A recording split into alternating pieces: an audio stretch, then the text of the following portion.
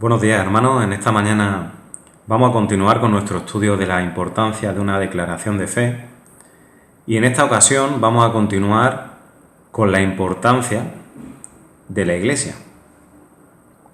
Y me gustaría empezar haciendo una pregunta. ¿Creéis que le estamos dando el valor que merece a la Iglesia? Porque como vamos a ver en esta mañana, la Iglesia no solo son las cuatro paredes que conforman un local o un edificio. La Iglesia es el cuerpo de Cristo. Son y está formada por aquellos que han creído en Cristo Jesús como Señor y Salvador. Y entonces en esta mañana vamos a ver la importancia de la Iglesia. Y leo a continuación literalmente que enseñamos que todos los que confían en Jesucristo son inmediatamente colocados por el Espíritu Santo en un cuerpo espiritual unido, la Iglesia, como dice 1 Corintios 12, versículos 12 y 13. También es llamada la novia de Cristo, 2 Corintios 11, versículo 2, Apocalipsis 19, 7 y 8, de la cual Cristo es la cabeza.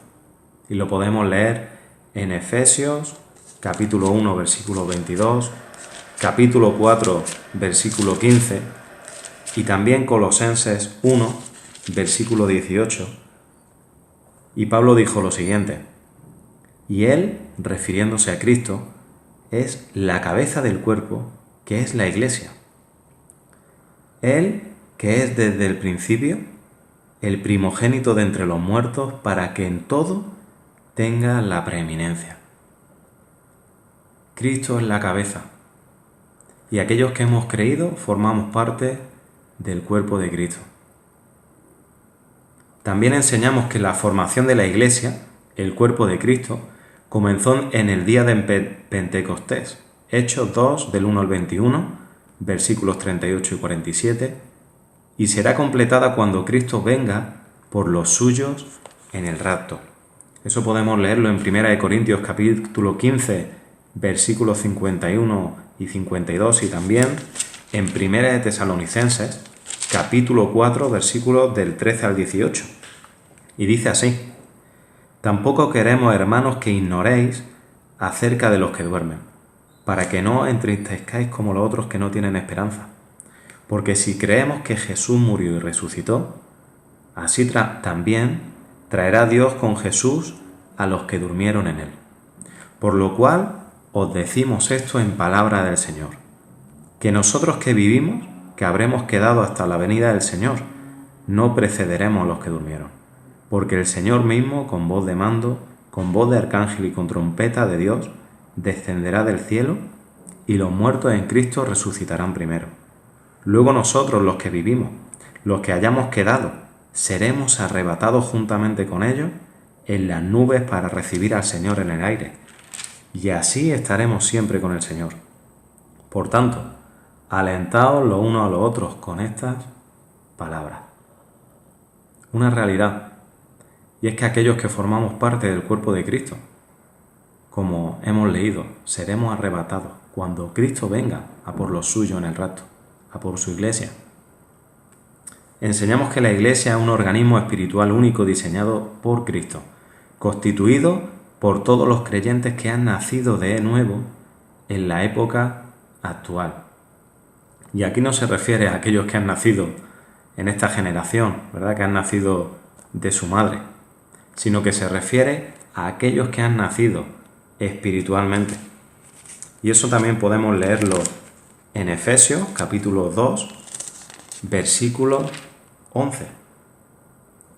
Dice: por tanto, acordaos de que en otro tiempo vosotros, los gentiles en cuanto a la carne, erais llamados a incircuncisión por la llamada circuncisión hecha con manos en la carne. En aquel tiempo estabais sin Cristo, alejados de la ciudadanía de Israel y ajenos a los pactos de la promesa, sin esperanza y sin Dios en el mundo. Pero ahora en Cristo Jesús, vosotros que en otro tiempo estabais lejos, habéis sido hechos cercanos por la sangre de Cristo. ¿Nos damos cuenta? Antes de ser creyentes, estábamos alejados de Cristo.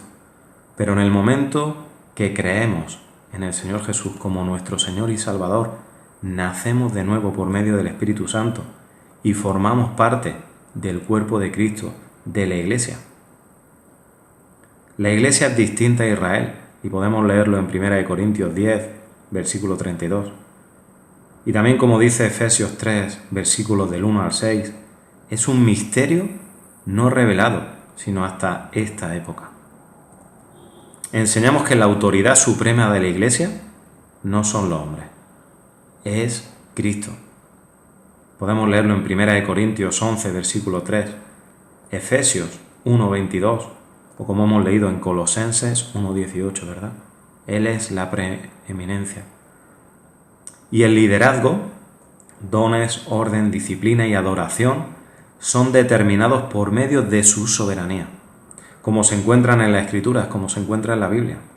Las personas bíblicamente designadas sirviendo bajo Cristo y sobre la asamblea son los ancianos, también llamados obispos, pastores y pastores maestros. Y podemos leerlo en Hechos 20, versículo 28 o Efesios 4, 11. Y también están los diáconos. Y tanto los ancianos como diáconos deben de cumplir con los requisitos bíblicos. Lo podemos leer en 1 Timoteo 3, versículos del 1 al 13, Tito, capítulo 1, versículos del 5 al 9, o 1 de Pedro, capítulo 5, versículos del 1 al 5. Y en relación a lo que decíamos, vamos a leer en 1 Timoteo 3 algo de esta verdad que nos enseña. Dice el capítulo 3, palabra fiel: si alguno anhela obispado, buena obra desea.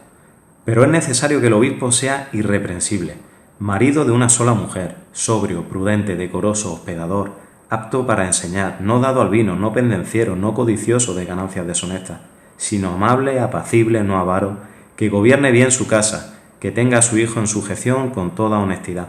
Pues el que no sabe gobernar su propia casa, ¿cómo cuidará de la Iglesia y a Dios? No un neófito, no sea que envaneciendo se caiga en la condenación del diablo. Y también es necesario que tenga buen testimonio de los de afuera, para que no caiga en descrédito y el lazo del diablo.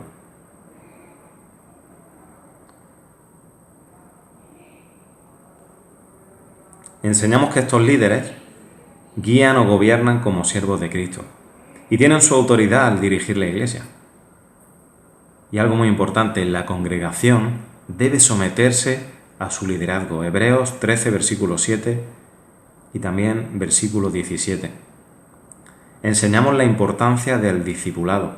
Y esto fue un legado que nos dejó el Señor Jesús, y podemos leerlo en Mateo, capítulo 28, versículos 19 y 20. Y vamos a leerlo.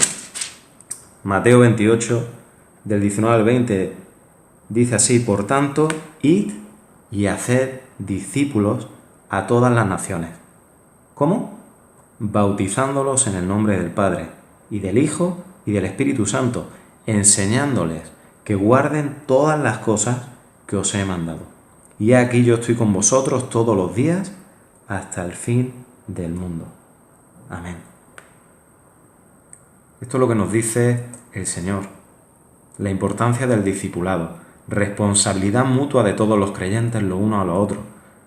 Nos lo enseña también el Señor en Mateo 18, del 5 al 14, como también la necesidad de la disciplina de miembros de la congregación que están en pecado, de acuerdo con los estándares de la Escritura.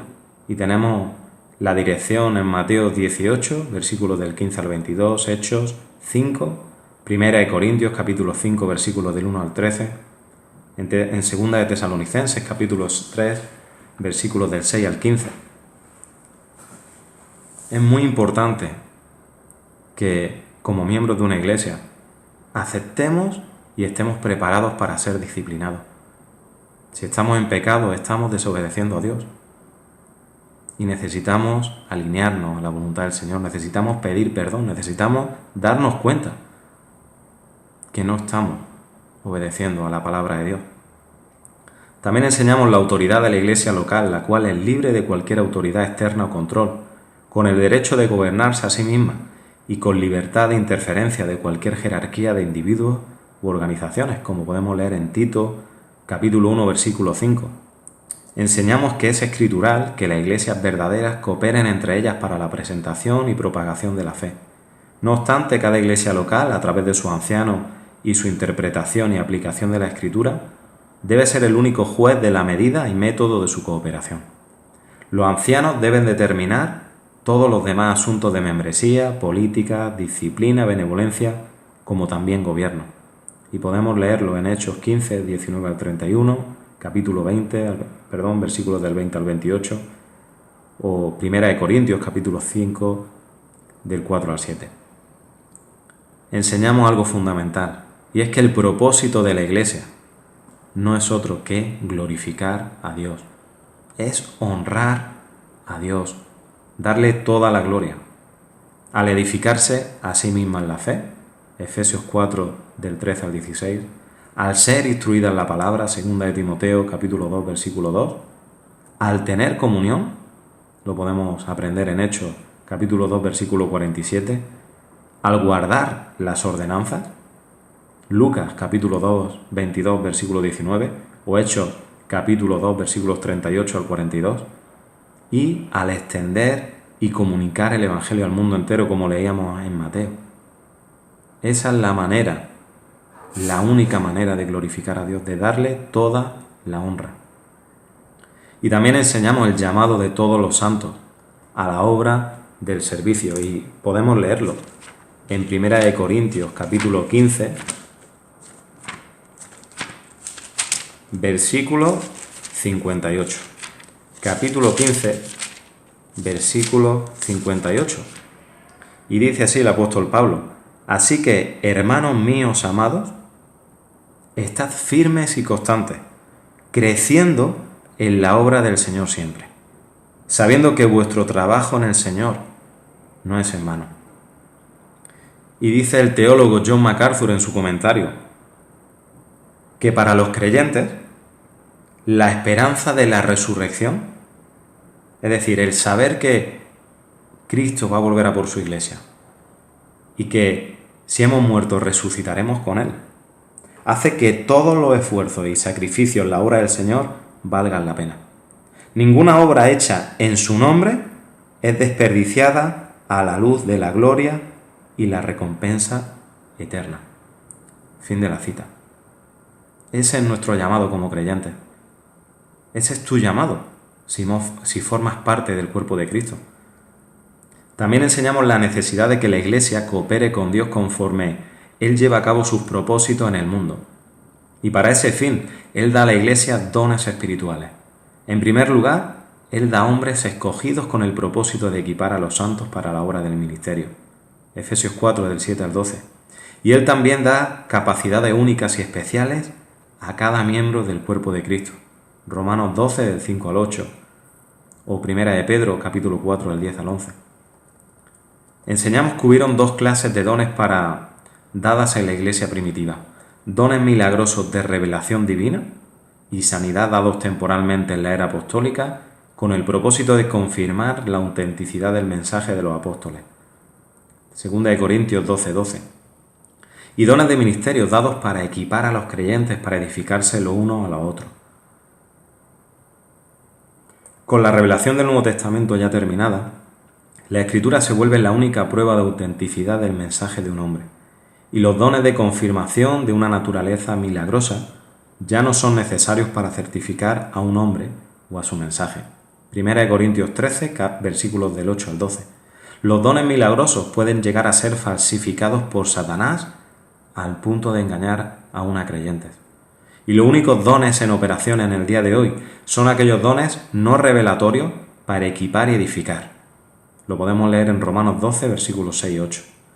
Enseñamos que nadie posee el don de sanidad en el día de hoy, pero que Dios oye y responde a la oración de fe, y responderá de acuerdo a su propia voluntad perfecta por los enfermos, los que están sufriendo y que están afligidos. Enseñamos que a la iglesia local se le han dado dos ordenanzas: bautismo y la cena del Señor, y lo podemos leer en Hechos 2, 38 al 42.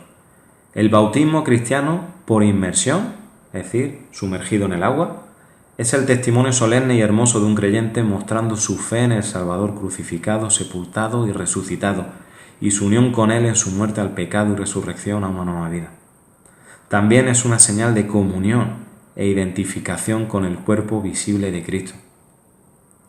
Por último, enseñamos que la cena del Señor es la conmemoración y proclamación de su muerte hasta que Él venga, y siempre debe ser precedida por una solemne evaluación personal, un examen. Y lo podemos leer en 1 Corintios capítulo 11, versículos 28 y 32. Y también enseñamos que mientras que los elementos de la comunión únicamente representan la carne y la sangre de Cristo, son un símbolo, la cena del Señor es de hecho una comunión con el Cristo resucitado, quien está presente de una manera única, teniendo comunión con su pueblo. Así que, de la importancia de la declaración de fe, hoy aprendemos acerca de la Iglesia. Y si eres miembro del cuerpo de Cristo, como hemos visto, ¿verdad? ¿Cuál es tu propósito? ¿Qué debes hacer?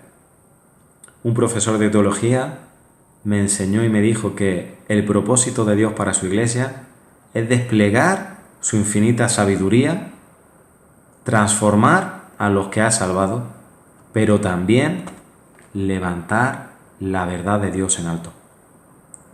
Así que si eres creyente, glorifica a Dios, hónrale con tu vida, extiende el Evangelio, proclama el nombre de Cristo en alto. Y si en esta mañana no eres creyente, arrepiéntete de tus pecados, acude a Cristo como Señor y Salvador, y Él te salvará. Y formarás parte del cuerpo de Cristo. Entrarás en la vida eterna, y un día, como hemos leído, ¿verdad? Él te llevará a su presencia, y estaremos con Él por la eternidad. Pues que a Él sea la gloria en este día. Buenos días.